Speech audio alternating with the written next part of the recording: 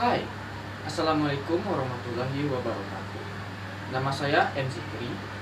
Apakah kamu tahu apa mengenai cinta segitiga? Cinta segitiga, mungkin yang lebih spesifiknya Siti Nurbaya, Samsul Bahri, dan Datuk Marunggi. Kalau kamu orang Minang, pasti dengan saya menyebutkan tadi sudah tahu apa yang saya maksud. Ya, benar. Itu adalah kisah Siti Nurbaya. Dan kisah Siti Nurbaya tersebut ditulis oleh novel dari pengarang Marah Rusli. Siapa sih yang nggak tahu dengan Marah Rusli dan karya novelnya ini yang berjudul Siti Nurbaya, Kasih Tak Sampai.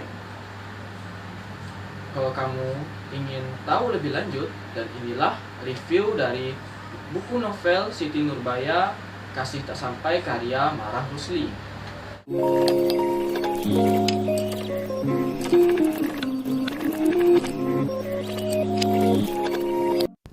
Sebelum memulai video, berikut adalah spesifikasi buku Siti Nurbaya.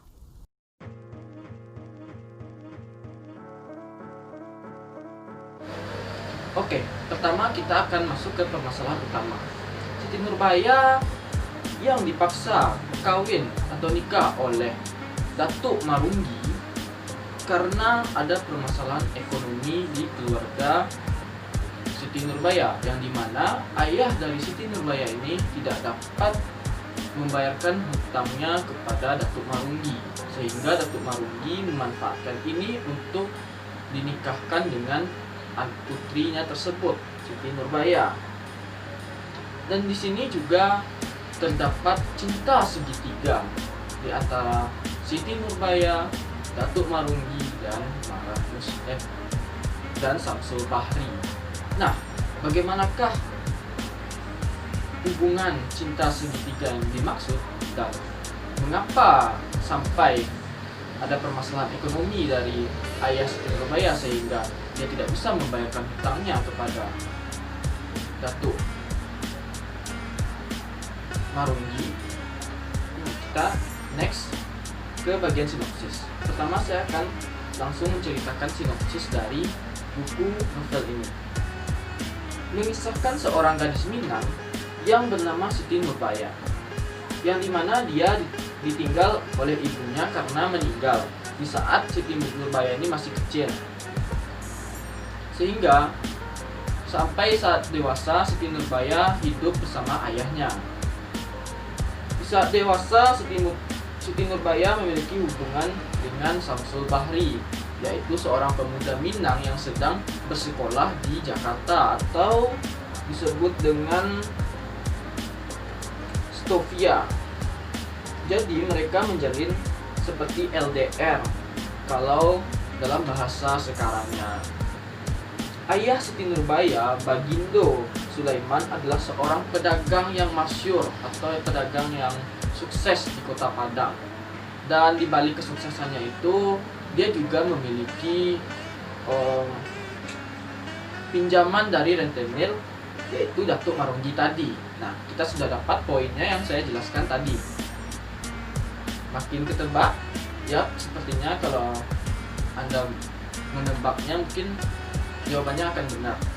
Lanjut, karena kemajuan pesat dari Bagindo Sulaiman, Datuk Marunggi kesal karena sifat serakah darinya, sehingga Datuk Marunggi membakar kios dari Bagindo Sulaiman melalui anak buahnya,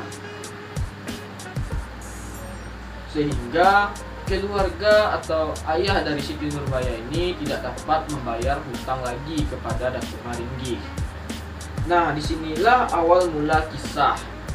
Datuk Marunggi memanfaatkan kesempatan ini untuk meminta anaknya Baginda Sulaiman untuk menikahkan anaknya Siti Nurbaya kepada dirinya. Nah, tentu Siti Nurbaya ini tidak mau dinikahkan dengan Datuk Marunggi.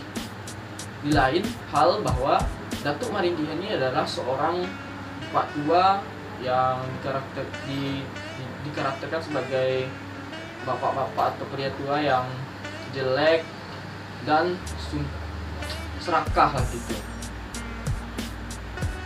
Tapi di kondisi seperti itu memaksanya untuk menikah dengan Datuk Maringgi. Dan dia memberi kabar kepada Syamsul Bahri melalui pesan surat atau pos bahasa kitanya di sini.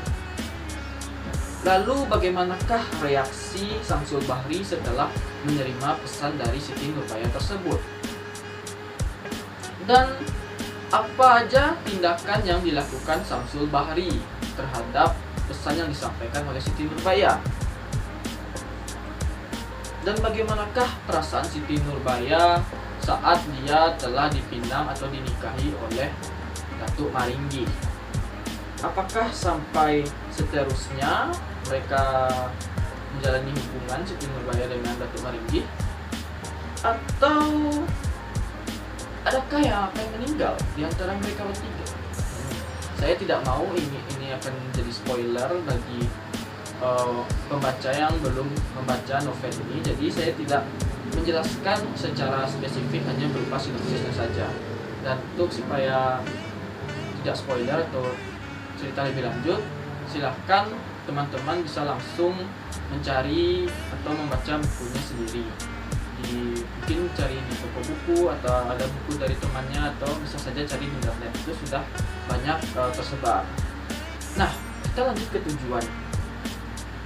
Pengarang sepertinya ingin menyampaikan sebuah permasalahan sosial yang berlaku saat itu dan menggambarkan bagaimana dampaknya, dan pasti dengan diwujudkan sebagai kesadaran untuk menyesuaikan dan menghindari permasalahan tersebut. Jadi dalam novel fiksi ini,